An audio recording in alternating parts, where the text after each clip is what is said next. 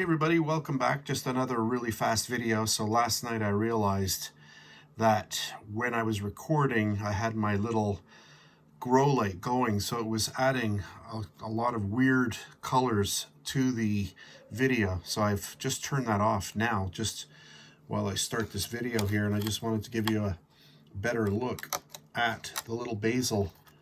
Look at that, aren't they cute? I'm just gonna give that a little bit of a spin. They are coming along really well. So what I've been doing is I've been just applying the light to these all day long, starting at around 7 o'clock in the morning, and then I turn off the light around 11 o'clock at night.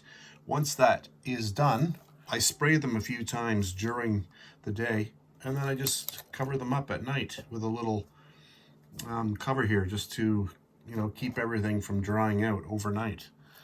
But anyway, they are coming along really nicely. You can see, in comparison to my finger, I mean, they're still tiny, but not bad for free.